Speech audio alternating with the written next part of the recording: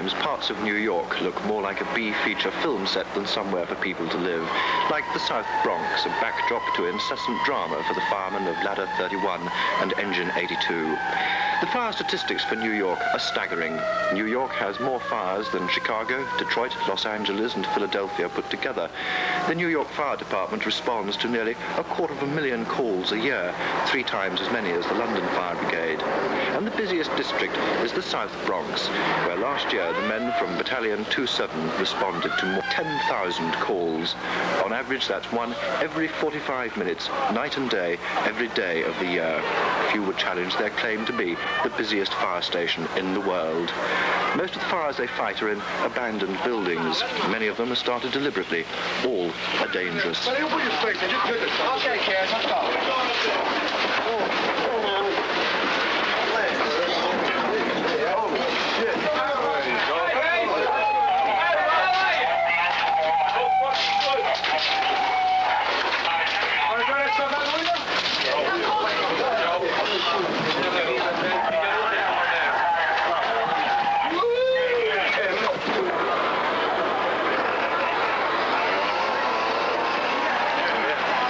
You want to move back? Let's open up over here.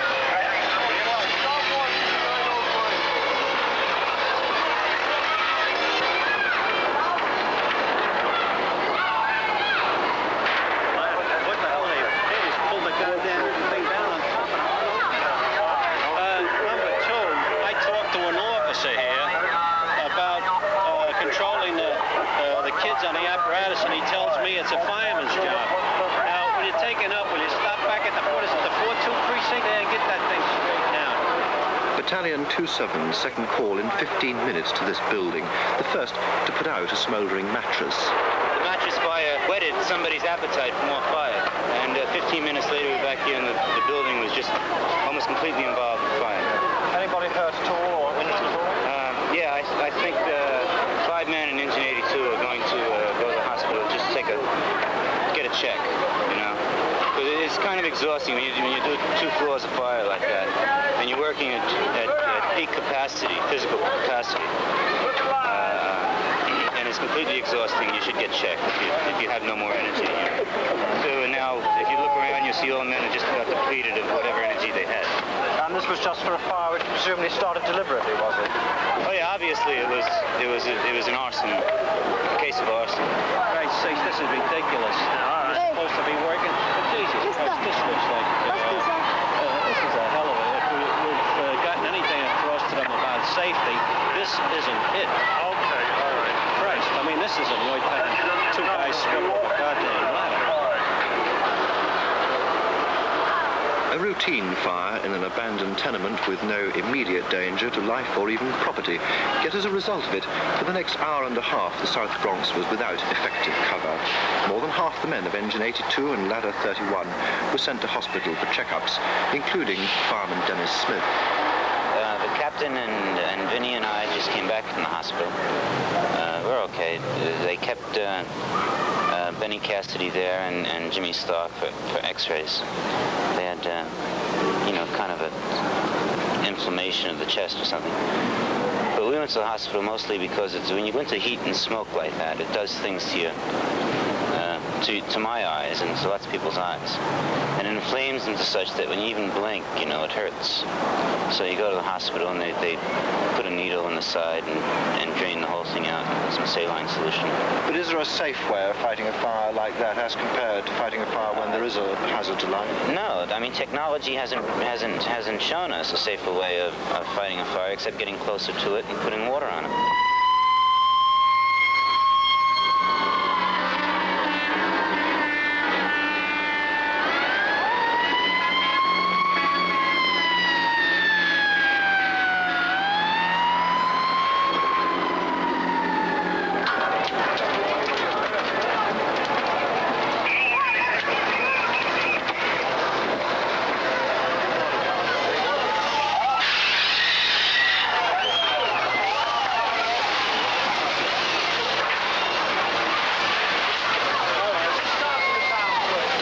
time for fires is between 3 in the afternoon and midnight, between the time the children here come out of school and go to bed. On an average night, there may be several fires like this in abandoned or deserted buildings. All take their toll of manpower, and on this night, by 10 o'clock, only one of the original crew of 6 on Engine 82 was still fit to work. I'm an MPO, which means I'm a motor pump operator, and I had to deliver water to the fire. So I'm not permitted to go into the fire building. In the event of a fire, my station is to stay with the engine and make sure that they have the water, proper water. So it could be said it was your lucky night. Well, I like to go into the fires. That's my job, and that's what I do the best. Put out fires.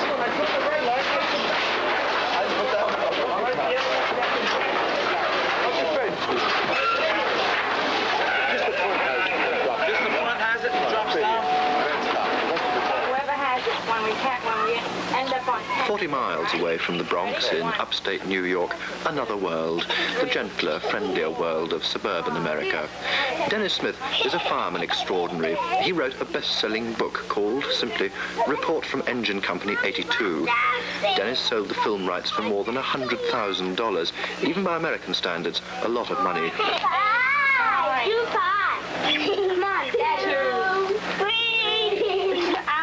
Dennis and his family, if not rich, wouldn't starve if he stopped risking his life fighting fires. But he hasn't stopped, has hardly even considered the possibility of stopping. Well, because I have a commitment to them both, to the institution called fire department, and to firemen, and to being a fireman. And in this country, I think it's quite a respectable profession. It's certainly an interesting one. I mean, and for any kind of creative thinker, there's a wide range of possibilities for future growth, you know, as a professional. But what are the satisfactions you get out of being a fireman? Oh, they're all at the highest level of abstraction. You know, they've got to do with some kind of a self-gratification, I guess, a tremendous sense of achievement. A kind of an honor about the whole thing. I have heard it compared to bullfighting. Yeah, I guess because bullfighting, after all, comes from a Spanish tradition, and within the Spanish tradition is this, you know, the whole concept of machismo, and this, the need to prove virility, and perhaps in that sense, you know, firefighters also are fulfilling a need, because the work, as I reflect on it as a journalist now, not as a fireman,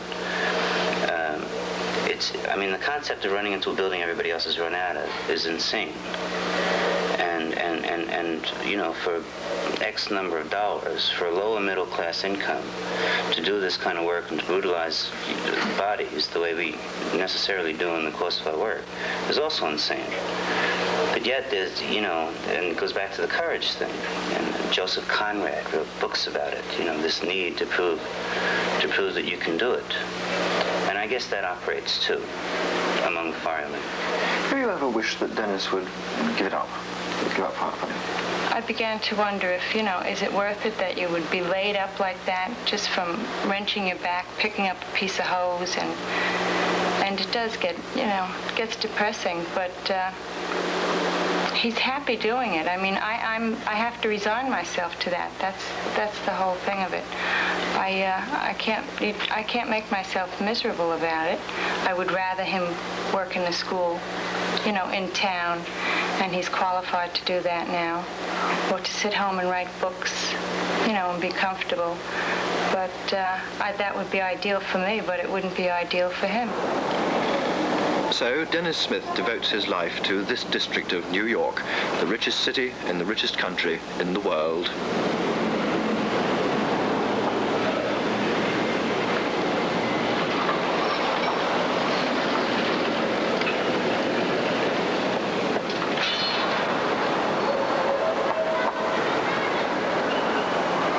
The South Bronx used to be a respectable Jewish neighborhood. Then it was respectable Irish. Now it's a ghetto fast becoming derelict. It hasn't been bombed, it's been devastated by neglect and the people who live here, mostly immigrants from the deep south or Puerto Rico. There are few parks, no playing fields or even play streets, so they improvise their own amusements, sometimes to the firemen lethal. What they'll do is they'll cut a hole in the floor, say right by the entrance to the apartment. They'll cut a hole in the floor and they'll cover it over with some, like a piece of cardboard or something like that. So when the fireman does go in and he's crawling in, he'll crawl, you know, and they'll go right for the hole. And what they'll do also is, a new one what they were doing, was they get piano wire. And they were stringing it right across the entrance to a doorway, about neck high. So when the fireman's crawling into the place, he'll crawl in and they'll cut his throat with the piano wire. Another one they were doing was with bags of gasoline. Balloons of gasoline. They'd have them hanging up, and as the fire would burn, they'd open up the gasoline. As you're going in, the gasoline would open up, and it would light up right in front of you, sometimes right on top of you. Another unbelievable thing that they have here is like when there is a fire in an occupied building, there'll be one floor that the apartment that it's burning, and the floor below it or the floor above it, they'll be taking stuff out. They'll be, you know, looting places, which is really unbelievable. And like we have no way of knowing who's the occupant, if it's their property that they're taking down or what, you know. So you let them go by it. Then like 10 minutes later, somebody comes up and says, my apartment was robbed.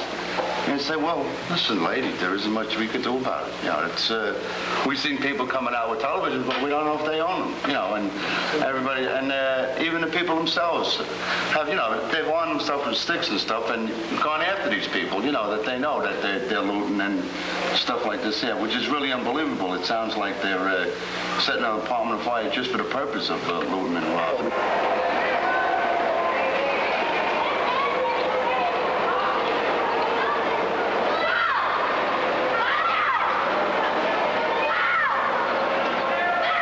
The people of the South Bronx are mostly transient.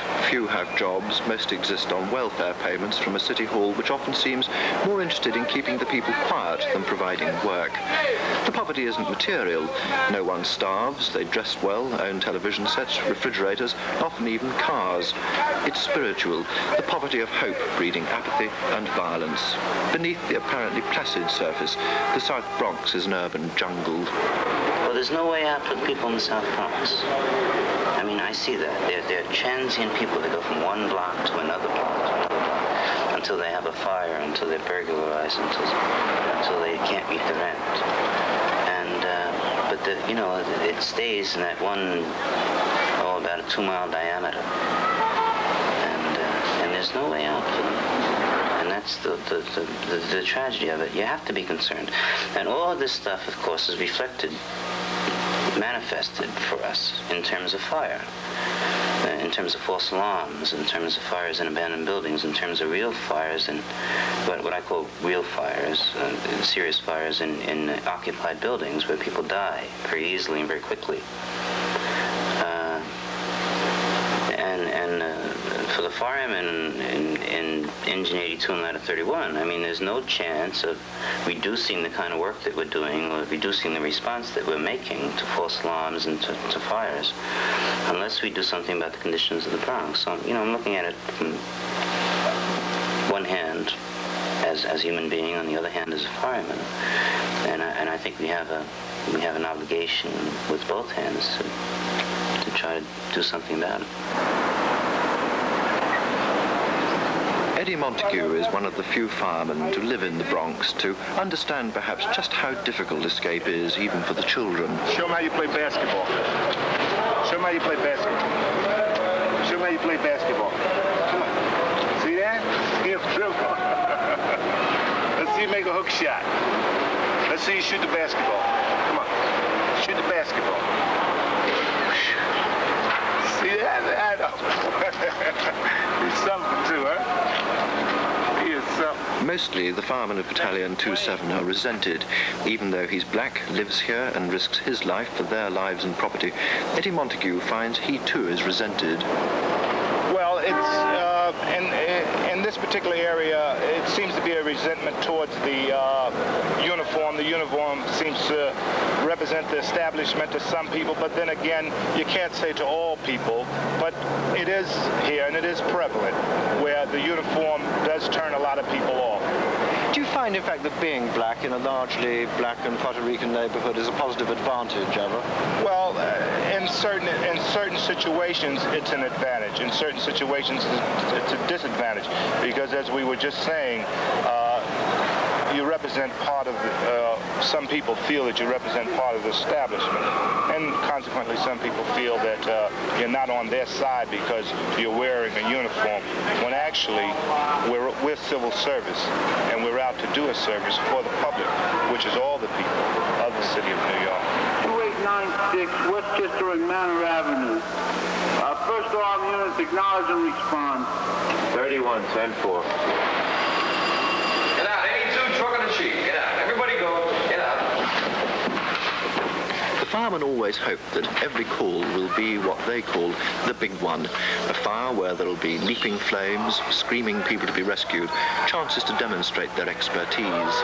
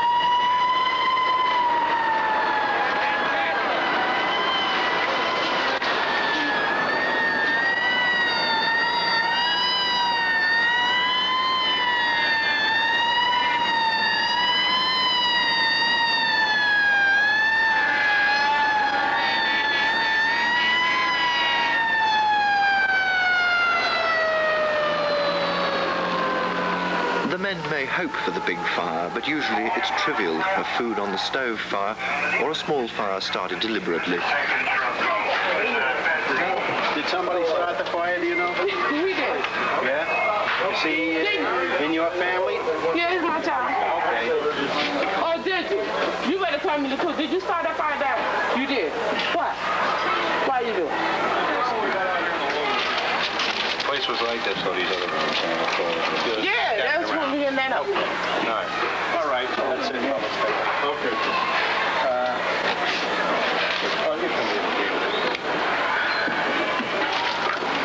I'm sorry, I had to go through the phone.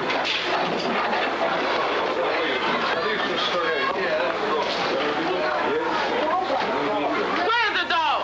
He ran out of the house. The door was open when we got up there.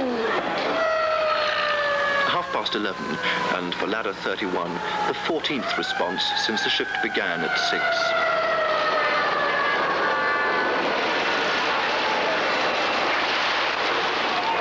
And this time, it is a major fire, in a market complex only a few hundred yards from the firehouse.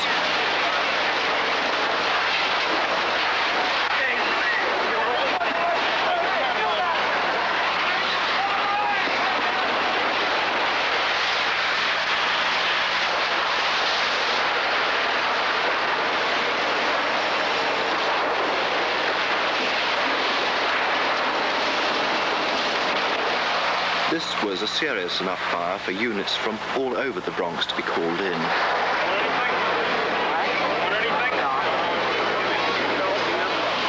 There were 39 appliances at this fire, including specialist units, a communication control vehicle and a fire department ambulance. Nearly a third of the 150 firemen needed treatment. Many were on sick leave for several days, although there were no serious injuries. Casualties in the fire department are high. Last year, 3 times as many firemen as policemen were killed on duty in New York.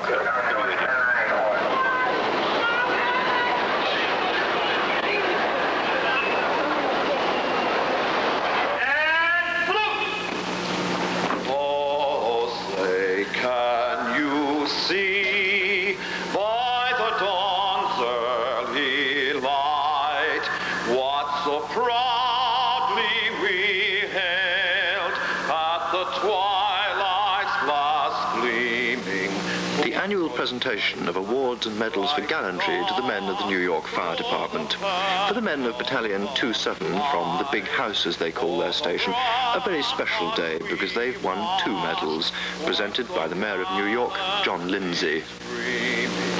It is because we as a people value human life that firefighters go willingly into burning buildings, defying every powerful basic instinct for personal safety and survival. Not everyone in our society can share the burden, the commitment, the brotherhood, and the satisfactions of firefighting,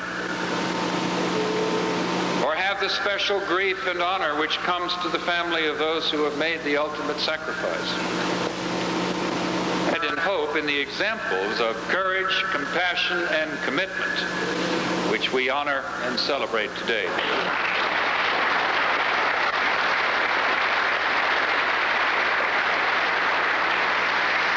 The Nair-Tormott Society Franklin Delano Roosevelt Medal, donated by the Nair-Tormott Society, is awarded to Fireman Charles P. McCarthy.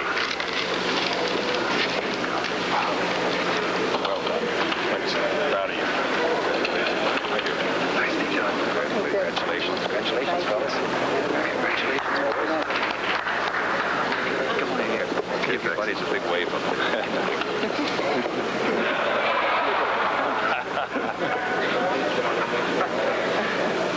Charlie McCarthy of Ladder 31 won his medal for saving life.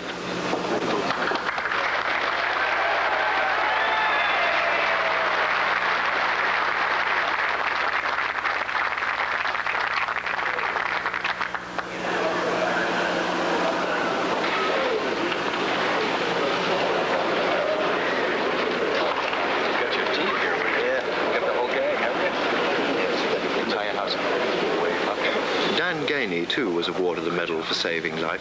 Perhaps the drama and risk so dryly described in the official citation can only be fully appreciated by other firemen.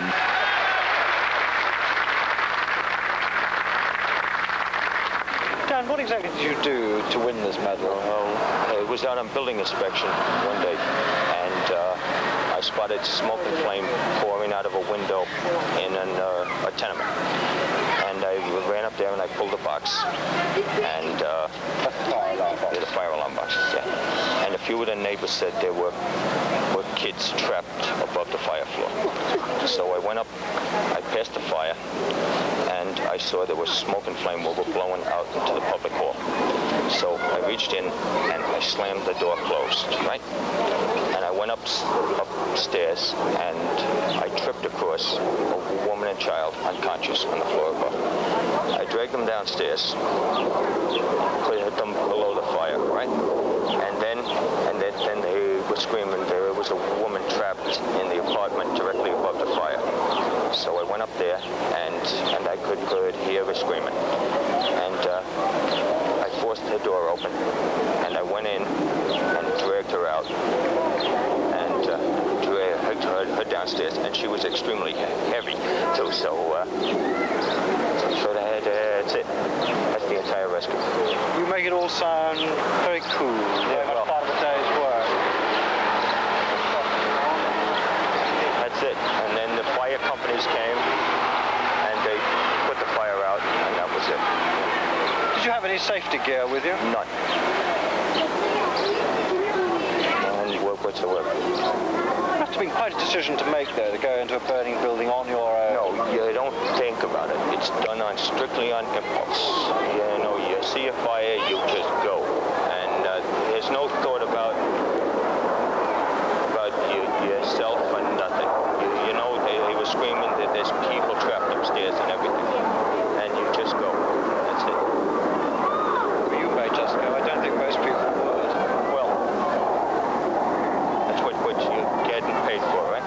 Okay, now. Okay, Danny, boys! Trials and tribulations for #1 medal winners of the year. Dan Ganey with his $100 war bond and Franklin Delano Roosevelt. Mayor LaGuardia medal.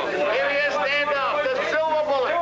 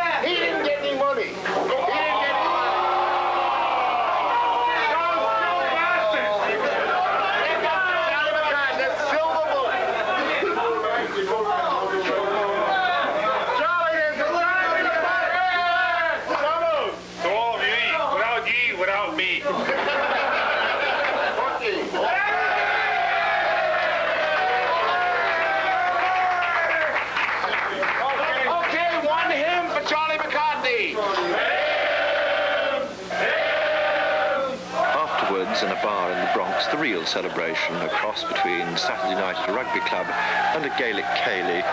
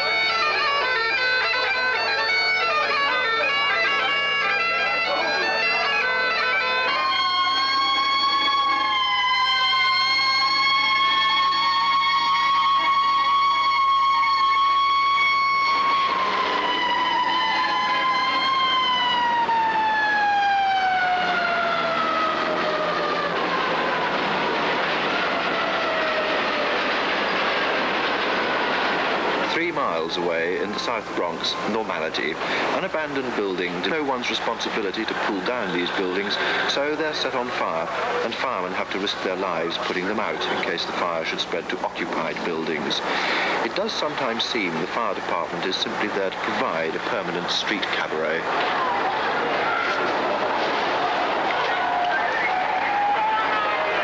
The youths in the neighborhood seem to get some enjoyment out of using some form of accelerant, usually gasoline. And as you can see, I have had at least 5